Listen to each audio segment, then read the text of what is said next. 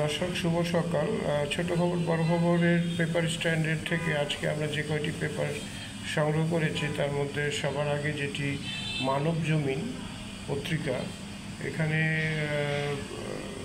তারেক রহমানের একটি হেডিং আমাদের চোখে পড়েছে। এখানে বলেছেন যে তিনি দেশের জন্য যে কোনো ছাড় দিতে রাজি আছেন। এখানে আসলে দুটি কথা বলা দরকার যে তারেক রহমান আজকে দীর্ঘ 15-16 বছর বিদেশে আছেন, বিদেশ থেকে দেশকে সংগঠিত করে যাচ্ছেন এবং এই পুরো সময়টাই বিদেশে থেকে হলেও তিনি দলকে ধরে রেখেছেন এবং দলের নেতা কর্মীদের সবাইকে উজ্জীবিত রেখেছেন, যেটা সত্যি একটা মানে দৃষ্টান্ত বলবো আমি নেতৃত্বের জন্য। এবং যুব সমাজ তার প্রতি বেশ আকৃষ্ট এবং যুব সমাজ চায় যে তারেক রহমান আগামী প্রধানমন্ত্রী হবেন, যদিও এটা অনেকটা নিশ্চিত যে বিএনপি ক্ষমতায় আসবে এবং বিএনপি ক্ষমতায় আসলে তারেক রহমান প্রধানমন্ত্রী হবেন। কিন্তু এখানে আমরা 13 তারিখে যেই লন্ডনের ডরচেস্টার হোটেলে ডক্টর ইউনূসের সাথে যেই মিটিং হয়েছিল, এটা নিয়ে প্রচুর জল্পনা কল্পনা হচ্ছে। জামাত এক ধরনের কথা বলছে, এনসিপি বলছে যে এটা একটা প্রতারণার শামিল, বা জামাত বলছে যে এটা একটা নজিরবিহীন ঘটনা।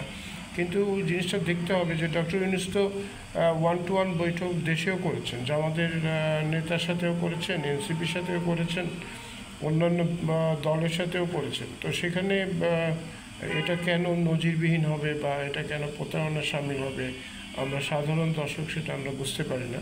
তো এখন যেই জিনিসটা আমি বলবো যে আমরা যদি একটু চোখ ফেরাই এবং এর অন্দরে পিছনে আপনার এই অনুষ্ঠানটি, এই মিটিংটি আয়োজন করতে গিয়ে কি বেগ পেতে হয়েছিল বা কিভাবে এটা আয়োজন করা হয়েছে একটু আমরা যদি চোখ থেকে 13 তারিখে লন্ডনের ডরচেস্টার হোটেলে পৌঁছতে তাকে অলমোস্ট 1 ঘন্টা লেগেছিল, কিন্তু সেই সময়ে তারেক খুব উৎফুল্ল ছিলেন গাড়িতে।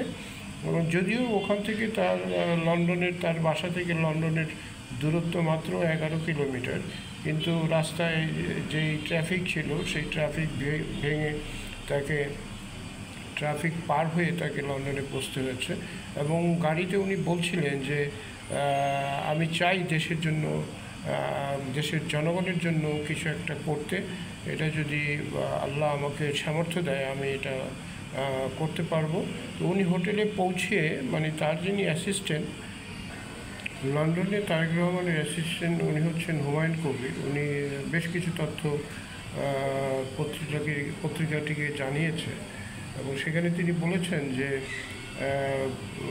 এটা ডক্টর ইউনূসের পক্ষ থেকেই অনুষ্ঠানটি, এই সাক্ষাৎটি অ্যারেঞ্জ করা হয়েছে এবং তাতে তারেক রহমানও খুব আগ্রহী হয়েছিলেন যখন তারা খুব হৃদ্যতাপূর্ণ একটা বৈঠক হয়েছে। লন্ডনে বৈঠক নিয়ে হুমায়ুন কবির বলেন যে তিনি খুব উৎফুল্ল ছিলেন বৈঠক শেষে, যখন তিনি হোটেল থেকে বের হয়ে আসছিলেন এবং তার যেই উৎফুল্লতা ছিল তাতে উনি খুব কনফিডেন্ট ছিলেন যে উনি দেশের জন্য কিছু করতে পারবেন। সেই জন্যই আমি বলছি যে তার যেটা যে আজকে যে পত্রিকায় যে হেডিং এসছে সেটিতে এটা সত্যিকার অর্থে উনি দেশের জন্য কিছু ছাড় দিতে চান এবং জুলাইয়ের শেষে যখন তিনি আসবেন আমার মনে হয় যে উনি অবশ্যই গণতান্ত্রিক ধারাকে এবং এই সংস্কার ধারাকে আরও এগিয়ে নিয়ে যে মানে দ্রুত নির্বাচনের ব্যবস্থা করতে পারবেন।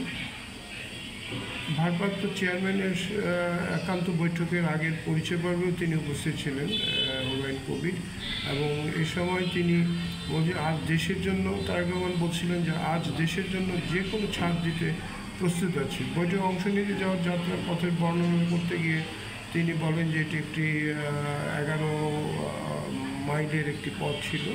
তো এই যে আমরা যেটা বলছি, তারেক রহমান সত্যিকার অর্থেই তিনি চান দেশের জন্য ছাড় দিতে। উনি দীর্ঘ বিদেশ জীবনে অনেক ত্যাগ করেছেন, অনেক কিছু দেখেছেন এবং এখন উনি বাংলাদেশের সবচাইতে জনপ্রিয় এবং সবচাইতে উনি এই দেশকে চিন্তা করেন দেশকে এগিয়ে নিয়ে যাওয়ার জন্য। এবং আপনারা দেখেন যে মানে তার নেতৃত্বের কারণে একটু দেশে গণতান্ত্রিক প্রক্রিয়াটা কত সুন্দর হয়ে গেছে। এবং সবগুলো দল, বিশেষ করে এনসিপি, বিএনপি এবং জামাত, তারা মোটামুটি বলাই যায় যে তাদের মধ্যে হৃদ্রতাও বেড়েছে। সেই জন্য আমি বলছি যে ডক্টর ইউনূসের সাথে তারেকের যে বৈঠক, এটি একটি সফল বৈঠক ছিল। এবং তারেক দেশে ফেরার পরে আমরা হয়তো আরও অনেক কিছু দেখতে পাবো, আমরা সেই আশাই করছি। দর্শক, আমি এরপরে আরেকটি পত্রিকায় চোখ বোলাবো। আমি ছোট করে যে লিড নিউজগুলো হয়েছে, এই মানবজমিনে আরও কিছু মন্তব্য এসছে। যেমন এখানে বলা হচ্ছে, যুদ্ধ দীর্ঘস্থায়ী হলে অর্থনৈতিক স্থিতিশীলতা ক্ষতিগ্রস্ত হবে। এতে কোনো সন্দেহ নেই যে সারা বিশ্বের অর্থনৈতিক স্থিতিশীলতাই ক্ষতিগ্রস্ত হবে। আমরা গতকালকের একটি খবরে বলেছিলাম যে সুইস ব্যাংকে কারা টাকা সরিয়েছেন এবং ওখানে 33 গুণ আপনার টাকার পরিমাণ বেড়ে গেছে, যেটা সত্যি উদ্বেগজনক যে এত টাকা পাচার হচ্ছে। সেই টাকা পাচারের বিষয়টিকে আমাদেরকে সরকারকে আরও এগিয়ে আসতে হবে এবং নিঃশর্ত সমাপ্তি নইলে হামলা চলবে। জেনেভা বৈঠকের দৃষ্টি এখন দুনিয়ার দিকে। ট্রাম্প 2 সপ্তাহ সময় নিয়েছেন ইরান এবং ইসরায়েলের যুদ্ধের বিষয়ে তার মার্কিন সরকার কী পদক্ষেপ নেবে। দর্শক, আমরা এখন একটি পরবর্তীতে প্রথম আলোতে আমরা চোখ বোলাবো। দর্শক, প্রথম আলো নিউজ করেছে যে পাল্টাপাল্টি হামলার মধ্যে আলোচনার একটা উদ্যোগ নেওয়া হয়েছে। আপনারা জানেন যে ইতিমধ্যে রাশিয়া স্পষ্ট করে জানিয়ে দিয়েছে যুদ্ধ বন্ধ করতে হবে, এবং রাশিয়া এবং চীন এগিয়ে এসছে এবং মধ্যপ্রাচ্যেও সবগুলো মুসলিম দেশ এ ব্যাপারে, বিশেষ করে কাতার, সৌদি আরব, জর্ডান, তারাও মনে করছে যে যুদ্ধ এরই মধ্যে বন্ধ হওয়া উচিত। সেই জন্য আমাদের কাছে মনে হচ্ছে যে যুদ্ধ আর কতটুকু প্রলম্বিত হবে সেটা নিয়েও আমরা আশাবাদী যে যাতে প্রলম্বিত না হয়। ইসরায়েলের যেই সামরিক শক্তি, এর মধ্যে বোঝাই যাচ্ছে যে ইরানের সামরিক শক্তি অনেক বেশি। এবং ইরানের প্রেসিডেন্ট বলেই দিয়েছেন যে ইসরায়েল যদি মার্কিন যুক্তরাষ্ট্রের সহযোগিতা চেয়ে থাকে তাহলে তো তার দুর্বলতা আছে, তার কাছে পর্যাপ্ত অস্ত্র নেই আমাদের ইরানকে যে তারা ধ্বংস করবে। কিন্তু ইরান ইতিমধ্যে যেই ফ্রিকোয়েন্সিতে আক্রমণ করছে তার কিন্তু সত্যিকার অর্থেই এটা একটি অভাবনীয়। এবং সামনে আরও তারা দ্বিতীয় ধাপে যেসব অস্ত্র রেডি করছে সেগুলিও মানে আমরা খবর থেকে জেনেছি সেই এইগুলো অনেক শক্তিশালী। আমরা দেখি যে ইরান ঐতিহ্যগতভাবেই ইরান মাথা নোয়াবার মতো দেশ নয়, এবং ইরান শেষ পর্যন্ত লড়ে যাবে এটাই তারা বলছে এবং তারা আস্তে আস্তে গুছিয়েও নিচ্ছে। তবে যেটা হচ্ছে যে তাদের কাছে যেহেতু পারমাণবিক সব সরঞ্জামই রয়েছে, পারমাণবিক বোমা না বানালেও তারা তাদের খুব সহজেই তারা বানিয়ে ফেলতে পারবে। এবং আজকে কথা উঠেছে যে এই বিশ্বে যদি এরকম আধিপত্যবাদ এবং ভূখণ্ড ধ্বংসের লীলা চলে তাহলে যাদের আশঙ্কা আছে সবগুলো দেশেরই আপনার উচিত হবে পারমাণবিক বোমার তৈরির পথে হাঁটা। ইসরায়েলকে সেটা মনে রাখতে হবে যে পৃথিবীতে সে একক ক্ষমতা নয়, এবং সৃষ্টিকর্তা এবং প্রকৃতি তাদেরকেও ধ্বংস করে দিবে যদি তারা প্রকৃতিকে ধ্বংস করতে চায়। ইরানের বিষয়ে আমি আরেকটি কথা বলতে চাই যে ইরান একটি তেল সমৃদ্ধ দেশ। সারা বিশ্বের সবচেয়ে বড় তেলের যোগান তারাই দিয়ে থাকে, এবং রাশিয়া এবং চীন ইরানের তেলের উপরে অনেকাংশে নির্ভরশীল। এখানে বুঝতে হবে যে ইরানকে বাঁচানোর দায়িত্বটা অনেকটা তাদের ব্যবসায়িক স্বার্থে হলেও এবং তাদের অর্থনীতিকে টিকিয়ে রাখার জন্য হলেও আপনার চায়না এবং রাশিয়াকে এগিয়ে আসতে হবে এবং অতি দ্রুত নিরাপত্তা পরিষদের বিষয়ে প্রস্তাব আনা প্রয়োজন বলে আমি রাজনৈতিক বিশ্লেষকরা মনে করছেন। বাংলাদেশ প্রতিদিন এখানে যুদ্ধ থামানোর চেষ্টা, বিশেষ করে ইউরোপিয়ান ইউনিয়ন এবং ইউনিয়নের দেশগুলো, রাশিয়া চীনের চেষ্টার কথা এখানে বলা হয়েছে। তারেক রহমানের কথা এখানে আসছে যে শৃঙ্খলা রক্ষায় কঠোর তারেক রহমান। দলের যে শৃঙ্খলা যে ভেঙে পড়েছে বিএনপি, এতে তো কোনো আমরা এটা দেখছি এবং আমরা ভুক্তভোগীও হচ্ছি। কিন্তু এই জন্যই দ্রুত নির্বাচন দিয়ে দল ক্ষমতায় আসলে তাদের একটা যেই রুট লেভেলে যেই কমিউনিকেশনটা তারা স্থাপিত করতে পারে এবং ডিসিপ্লিন রিস্টোর করতে পারে। তারেক রহমান সেরকমই চিন্তা করছেন যে রোজার আগে যদি নির্বাচনটা হয়ে যায় তাহলে তিনি তার নেতৃত্বে এবং প্রধানমন্ত্রী হিসেবে দেশকে তিনি আরও সুশৃঙ্খলিত এবং একটা আইনের শাসন কায়েম করতে পারে এবং প্রকৃত গণতন্ত্র যাতে দেশে প্রতিষ্ঠিত হয় সেই চেষ্টা করবেন আমরা আশা করি। যদিও কোনো দল মনে করে যে বিএনপি ক্ষমতায় আসলে তারাও ফ্যাসিস্ট হয়ে যাবে, কিন্তু এখানে একটি কথা বলে রাখা দরকার যে নির্বাচন যদি অংশগ্রহণমূলক না হয়, বিশেষ করে যারা যেই দলকে এখানে নিষিদ্ধ করা হয়েছে তাদেরও একটা বিরাট অংশ আছে যারা সমর্থক আছে, তারা যদি নির্বাচনে না যায় এবং ভোট দিতে না যায় তাহলে ভোট কতটুকু সফল হবে সেটাও বিএনপিকে চিন্তা করে দেখতে হবে। যদিও বিএনপি শুরু থেকেই বলছিল যে কোনো দলকে নিষিদ্ধ করার পক্ষে তারা নয়, কিন্তু সরকার এনসিপির চাপে এবং জামাতের চাপে তারা এই ফ্যাসিস্ট দলকে, ফ্যাসিস্ট আওয়ামী লীগকে কার্যক্রম নিষিদ্ধ করেছে। মূলত তাদের দলকে এখনও নিষিদ্ধ করতে পারেনি। তবে আমরা দেখি সামনে কতটা অংশগ্রহণমূলক হয়। যদিও জাতিসংঘ তার রিপোর্টে বলেছে যে নির্বাচন অংশগ্রহণমূলক হতে হবে এবং ইউরোপিয়ান ইউনিয়নগুলো ইতিমধ্যে বলা শুরু করেছে। তো আমরা দেখব যে আসলে তারেক রহমান তার নেতৃত্বের প্রজ্ঞা দিয়ে উনি কিভাবে সবাইকে নিয়ে একটি নির্বাচন করতে পারেন। তবে অবশ্যই যারা হত্যার সাথে জড়িত, যারা গুম খুনের সাথে জড়িত, তাদের বিচার যাতে হয় এবং তারা যাতে নির্বাচনে কোনোভাবেই প্রতিদ্বন্দ্বিতা করতে না পারে সেই দিকে চেষ্টা করতে হবে। তবে আইনের দিক থেকে যতটুকু করা যায়, এর বাইরে তো আর করা যাবে না, আইনকে মানতে হবে, আইনের শাসন কায়েম করতে হবে। এখানে তারেক রহমান এবং দেশে ফিরে আসছেন অতি শীঘ্রই এরকম আমরা মনে করছি। আর যুদ্ধের ব্যাপারে যেটি বলা হচ্ছে, যুদ্ধ থামানোর চেষ্টা হচ্ছে, ঐক্যমত কমিশনের সব বিষয়ে ঐক্য এখনও প্রতিষ্ঠিত হয়নি। আগামী রোববারে আবার শুরু হবে সেই প্রতিষ্ঠা। আমরা দেখব যে কতটুকু, বেশ কিছু মৌলিক বিষয়ে এখনও ঐক্যমত হয়নি ঐক্যমত। তবে যেটি হচ্ছে যে বিএনপি যেটি বলছে যে বিষয়ে ঐক্যমত হবে না এবং যে বিষয়ে যেই দলের দাবি থাকবে সেই দাবিটুকু যাতে তারা তাদের নির্বাচনী ম্যানিফেস্টোতে দিয়ে দেয় এবং সেটা তারা যদি ক্ষমতায় আসে তাহলে তাদের দাবিটাই তারা সংস্কার করবে বলে তারা মনে করছে।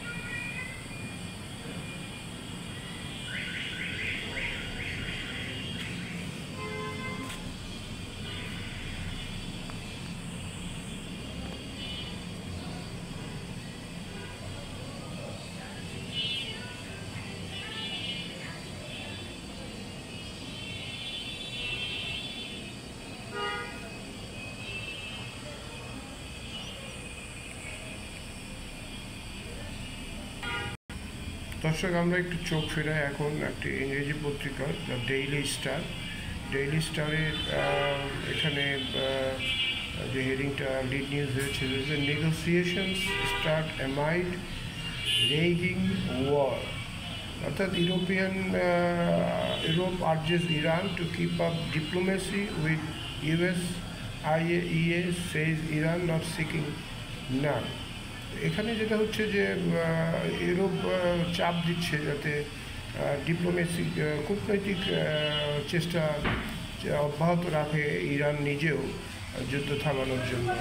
আমরা এখানে আরেকটা যেটা দেখছি যে Myanmar junta battles guerrillas for control of চাঁদ হাব। আরেকটা হচ্ছে যে আমাদের দেশে যে একজন পরিবেশ এবং তেল বন্দর রক্ষা কমিটির যিনি প্রধান প্রফেসর আনু মোহাম্মদ, তিনি বলছেন যে we are witnessing the barbaric face of global order. তো উনি যে বিশ্বটাকে বলছেন যে বিশ্বে আমরা একটা বারবারিক মানে আমরা একটা আপনার সেই আদিম যুগে যে মানুষ যেভাবে মারামারি কাটাকাটি ছিল সেইভাবে তারা বিশ্বের এই যে অর্ডারটা বিশ্বে এরকম একটা পরিস্থিতি চলছে বলে তিনি মনে করেছেন। Government to scale back foreign loan Reliance. Government foreign লোনের ব্যাপারে এখন অনাগ্রহী। তারা চাচ্ছে যে আমাদের জিডিপি থেকে যেই অংশটুকু আমাদের আসবে যাতে আমরা অ্যানুয়াল ডেভেলপমেন্ট প্রোগ্রামটা তা দিয়েই করার জন্য লোন যাতে কম নেওয়া যায় এ ব্যাপারে বর্তমান সরকারের প্রশংসা করব আমি। তবে অতি উচ্চমাত্রা উচ্চাস আর বড় বড় মেগা প্রজেক্ট নিয়ে দেশটাকে একটা লোনের ভারে জর্জরিত করার কোনো অর্থ হয় না। সেই জায়গায় সেই কথাটা আমাদের বোঝা উচিত। এখানে একটি ছবি দেখা যাচ্ছে, সেখানে দেখা যাচ্ছে যে ইরানে নারীরাও এগিয়ে আসছেন বর্তমান ইরানিয়ান রেজিমের পক্ষে, যেহেতু একটা কথা উঠেছে যে এবং প্রকাশ্যেই হুমকি দিয়েছে যে নেতানিয়াহু যে ওই সরকারকে তারা পতন ঘটাবে এবং ওখানে পারমাণবিক সমস্ত কিছু ধ্বংস করবে। কিন্তু দর্শক, এখানে একটি কথা বলা দরকার যে সেটা হচ্ছে যে আন্তর্জাতিক আণবিক কমিশন যেটা, তারা কিন্তু গতকালকে রিপোর্ট দিয়েছে যে ইরানে পারমাণবিক অস্ত্র থাকার কোনো প্রমাণ তারা পায়নি এবং ওখানে ইরান কোনো পারমাণবিক অস্ত্র বানিয়েছে এরকম কোনো সিমটম বা এরকম কোনো চিহ্ন তারা খুঁজে পায়নি। এটা খুব স্ট্রংলি তারা বলেছে। তাহলে ইরানকে কি আরেকটি ইরাক বানানোর চেষ্টা হচ্ছে?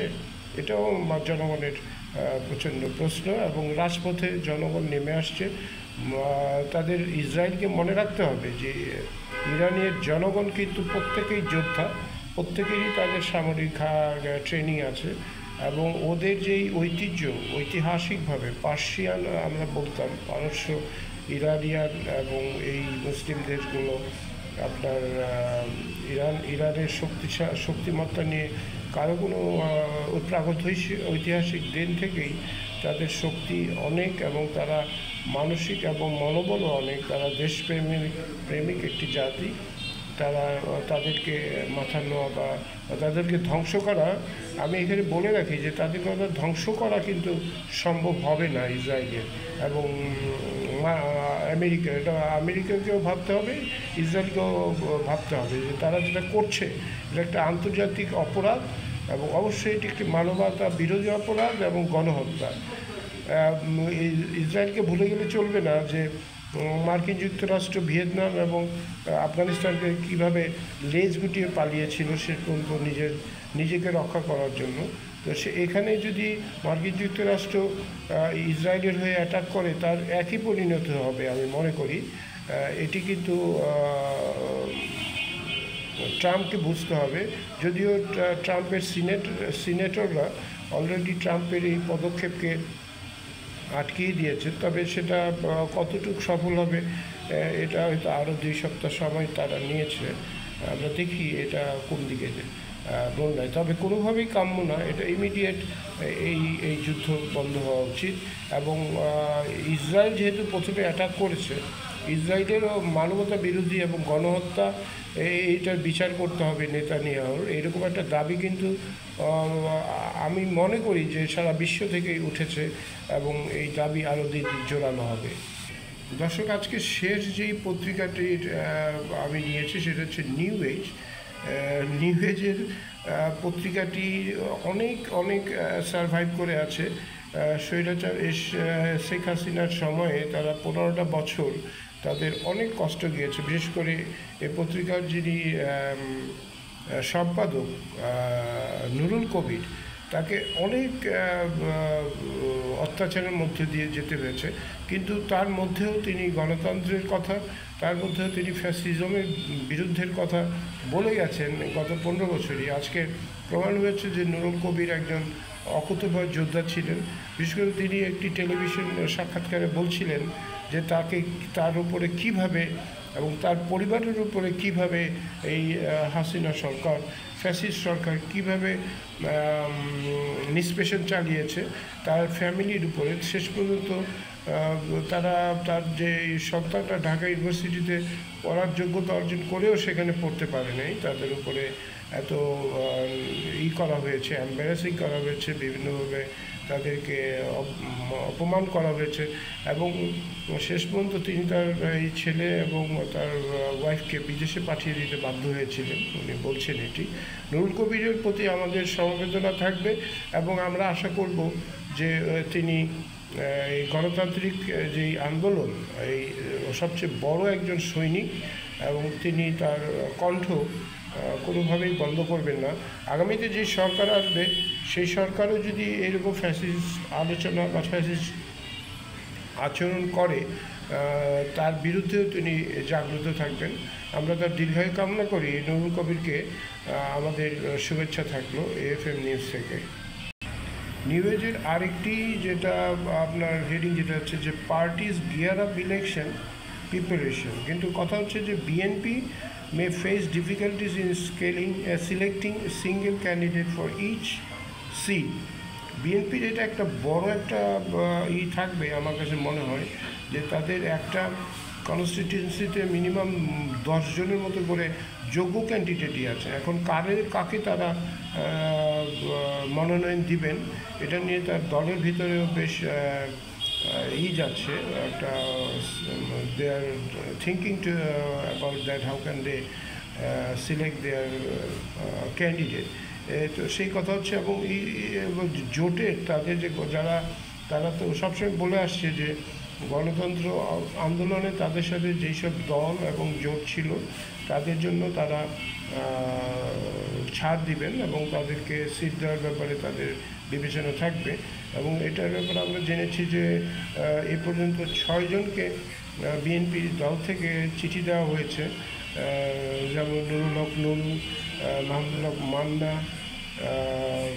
আপনার এরকম 6 জনকে চিঠি দেওয়া হয়েছে যাদের নিজ নিজ জায়গায় তারা দলীয় কার্যক্রম এবং নির্বাচনের প্রস্তুতি নিতে পারেন।